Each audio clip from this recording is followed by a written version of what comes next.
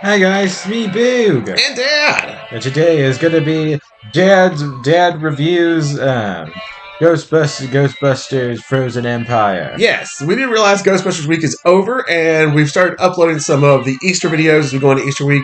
But I just want to drop this quick little video in here just to, because we've gotten a lot of people asking, my impressions, what I thought about the movie when I finally got around to seeing it on Sunday. And Um, lots of people, I mean only one person. yeah, actually, I don't think anybody asked that, but I thought since we did the whole entire Ghostbusters week, leading up to the movie, I'd give you a couple of my thoughts here, totally unbiased thoughts on the movie. If you haven't had a chance to go see it, and if you have, comment down below what you guys thought about it. But I know it opened to a bunch of really bad critic reviews. I think when I went and saw it, it was like on Rotten Tomatoes 40 on the critics and like 85 on the people who actually went and saw it, the general public, being me. Um, so after watching it, I definitely say I have to agree with the general public. I think the critics got it totally wrong on this one. It's a great film. It's got everything in it that I would want from a Ghostbusters movie. I really don't. People that give it bad reviews, I really don't know what they were expecting. Um, if you like Ghostbusters, if you like the original, there's no reason you would not like this. I don't think. I mean, I don't see why you wouldn't. A lot of people called it like overstuffed, too many actors, not enough time to flesh everything out. But I felt like it was, yes, there was a lot of people in it, but I felt like everybody got their little time in the sun. I think everybody that was in it had a purpose, a reason for being there. I didn't feel like somebody was just shoved in, just for the sake of it being there. It seemed like everybody, pretty much had a purpose. Um, and that's all I can really ask for. The story, made sense. It was, wasn't too difficult to follow. The comedy was great. There was a lot of funny lines in it that I thought were really, really funny and just totally entertaining all the way around.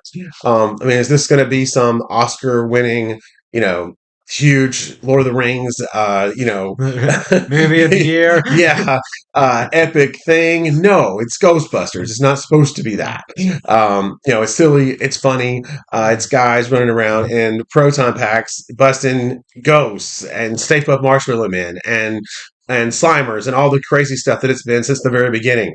So, and it still is that, So I think these guys are doing a really good job. I think they're on the right track with the franchise. Yes, the original guys are in it, but they don't overstay their welcome. Obviously, I mean, these guys are in their late 60s, early 70s. They have to establish the new kind of team going forward, the new main folks, and I think they're doing that. That part was really good, set it up really, really well for the future. And then, like I said, the old guys do get to come back, which is awesome to see them. And but they don't overstay their welcome. They do what they need to do, and move on. And I think the movie mostly stays focusing on the new characters, which is what it needs to do, because these guys aren't going to be around forever. And if they're going to continue making these movies, they have to hand it over to a younger set of folks. And I think they've done a really good job with that, with Afterlife, and now continuing it with Frozen Empire. And I can't wait to see where the franchise goes from here. Getting it back to New York was, I think, was a plus. I did not like Afterlife. It made total sense why it was set, in rural Kansas. But getting it back to New York, getting back in the firehouse, all that stuff made it just so much better. And I think at the end of the day, I probably enjoyed this one. Even though I really liked Afterlife, I think I enjoyed this one just a little bit more. And I think that was just because it got back to the familiar with New York and all the things that are there, the library, all that stuff, all the familiar stuff we saw from the original Ghostbusters kind of gets to come back because of the setting that they're in. And there is a lot of throwbacks to the original films, but it's supposed to be. I guess people call it fan service or whatever, but I mean that's what it's supposed to be. It would be really weird to make a movie completely ignoring, everything that's happened in the past, especially a sequel. So I don't understand why people have an issue with that.